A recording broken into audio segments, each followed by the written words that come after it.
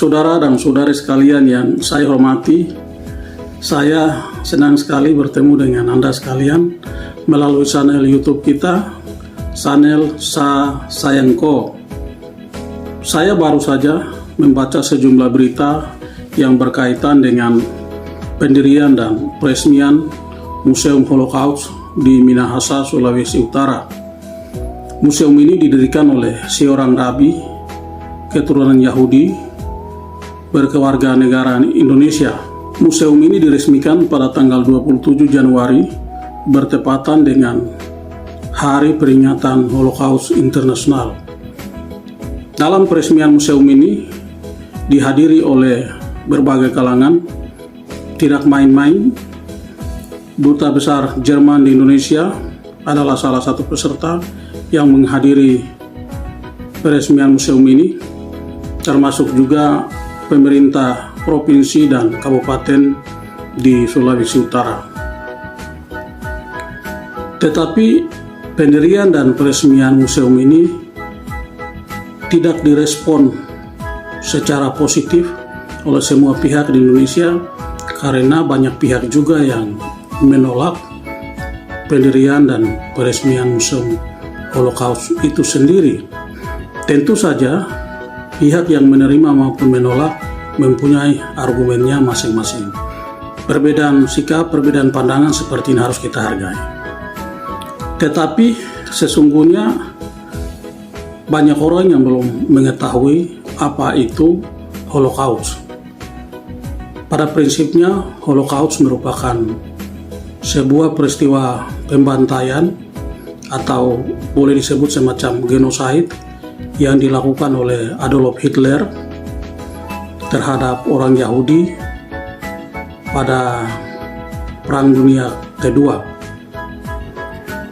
Sejumlah sumber menyebutkan bahwa kurang lebih 6 juta orang Yahudi yang menjadi korban dalam peristiwa Holocaust tersebut, tetapi ada pihak lain yang justru meragukan data tersebut dan justru menyebut yang menjadi korban sesungguhnya tidak sebesar itu.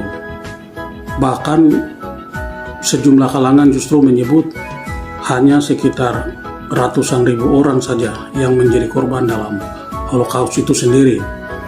Kenapa Holocaust ini bisa terjadi? Intinya, Adolf Hitler yang saat itu menjadi penguasa Jerman dengan ideologi Nazi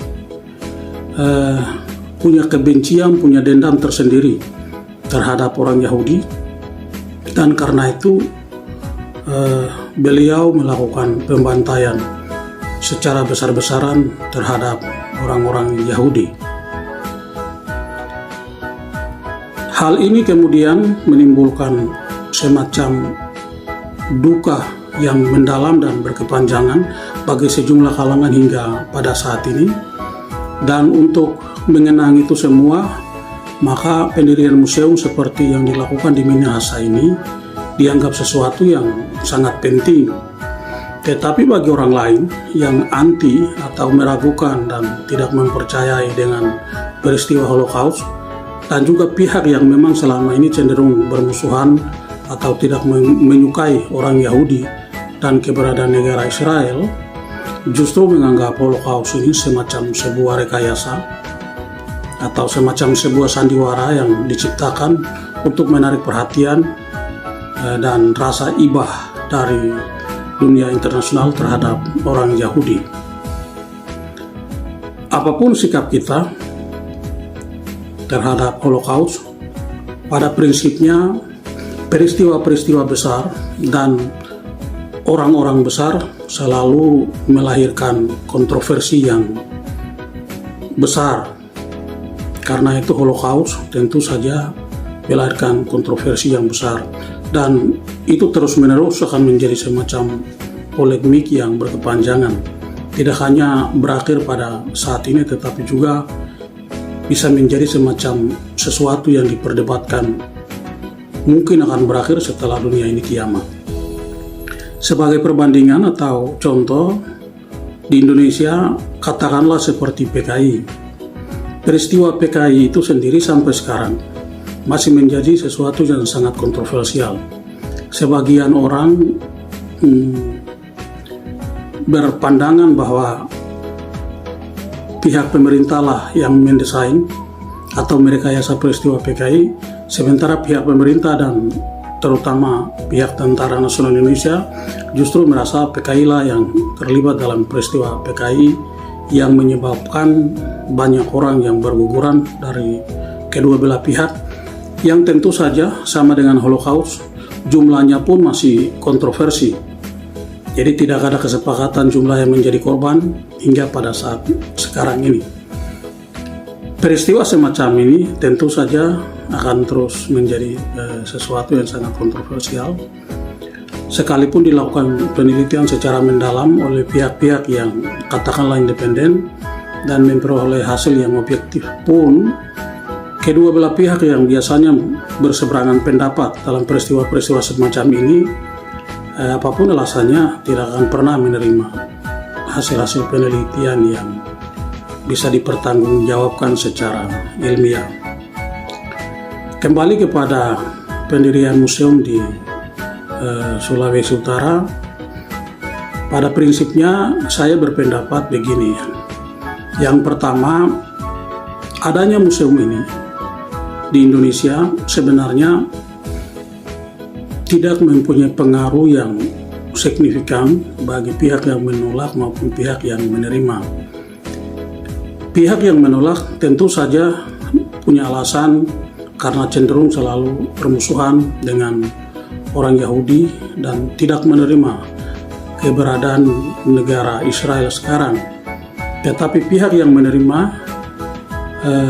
justru karena alasan mempunyai garis keturunan, kemudian punya alasan beragama Yahudi, kemudian punya alasan kemanusiaan dan lain sebagainya.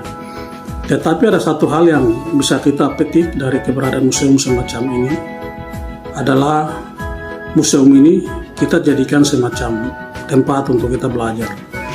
Jadi museum ini mempunyai manfaat edukasi, manfaat yang bisa memberikan kita pelajaran, entah pihak yang kontra maupun pihak yang pro.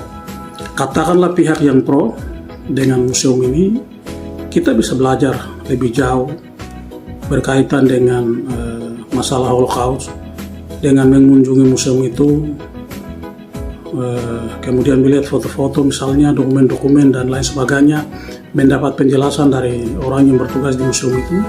Tetapi pihak yang kontra pun bisa melakukan hal yang sama, bisa berkunjung ke sana, kemudian membandingkan data yang dimiliki selama ini, tentu saja sekalipun dengan maksud untuk menolak Holocaust dan dalam skala yang lebih luas menolak keberadaan orang Yahudi dan juga negara Israel.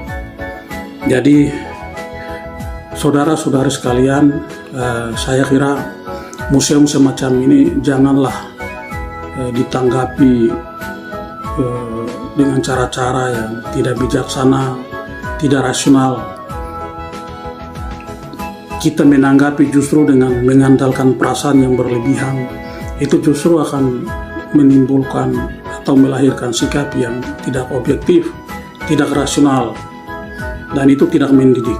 Karena itu bolehlah kita biarkan saja museum itu tetap jalan, dan kita bisa menjadikan museum ini sebagai tempat belajar, sehingga pada akhirnya kita semua bisa mempelajari sesuatu yang mungkin selama ini kita tidak tahu atau kita kurang paham.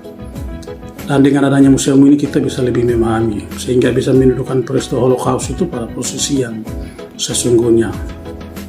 Kemudian yang kedua, saudara-saudara sekalian, jikalau memang ada pihak-pihak tertentu yang ingin mendirikan museum-museum tertentu, katakanlah sebagai contoh, ada museum yang berkaitan dengan agama Islam, museum yang berkaitan dengan agama Hindu atau agama Buddha, yang itu di satu sisi memang diperlukan bagi para pemiliknya, tetapi juga di sisi lain itu bisa dijadikan semacam tempat untuk kita belajar.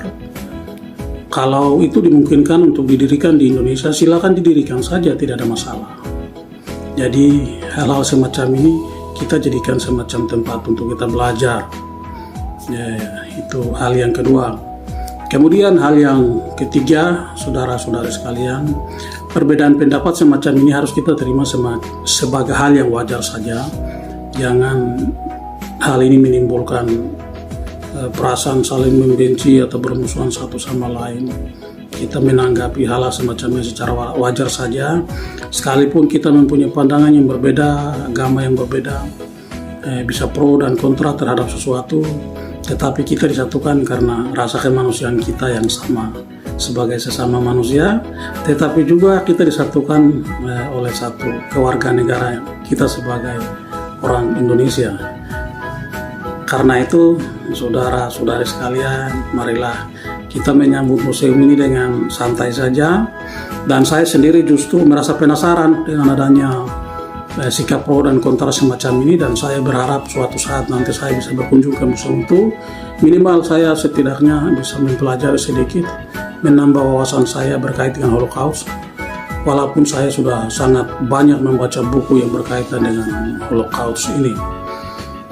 Saya kira begitu saja sedikit komentar singkat saya berkaitan dengan pendirian dan peresmian Museum Holocaust di Sulawesi Utara. Semoga Tuhan memberkati kita sekalian dan hidup kita tetap berbahagia. Sampai jumpa dan salam bahagia.